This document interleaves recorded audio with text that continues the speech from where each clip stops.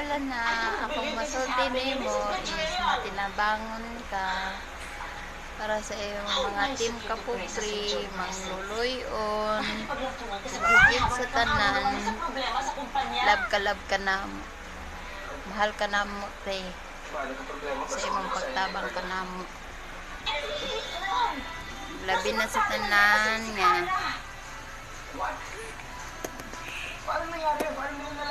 Love you, Ate Alona.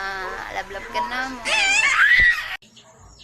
Akong masulti ni Ate Tanya Garcia aka Ate Alona Tampos, usa ka matinud-anon nga tao ug sobra ka matinabangon sa isig ka tawo, magiluyon.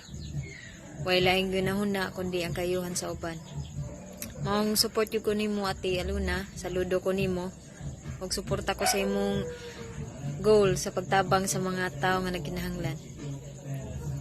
Love you Ate Alona. Hi Ate Alona. Nakoy gibuhat nga tula para nimo.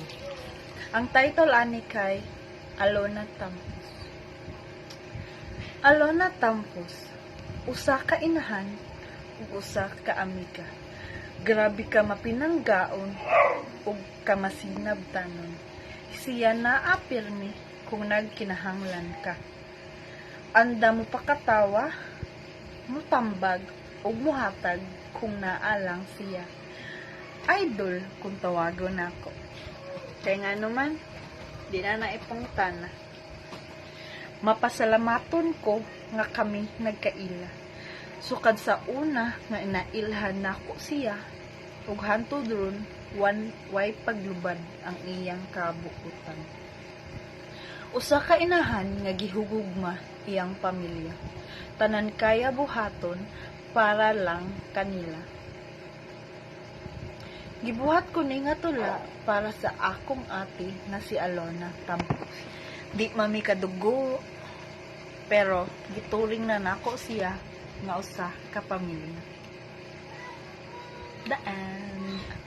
Hi ate. Thank you sa tanan nimong tabang namo, especially sa mga kapobre. Daw kay tabang inyong gihatag nila financially, emotionally, kay magpakatawag yun kang tawo, basta mag-live ka. And always lang, God bless and stay healthy, stay happy. Naaraming pelmeng, andang mo, tabang nimo, ug andang mo kuyog. Bisag kanusta.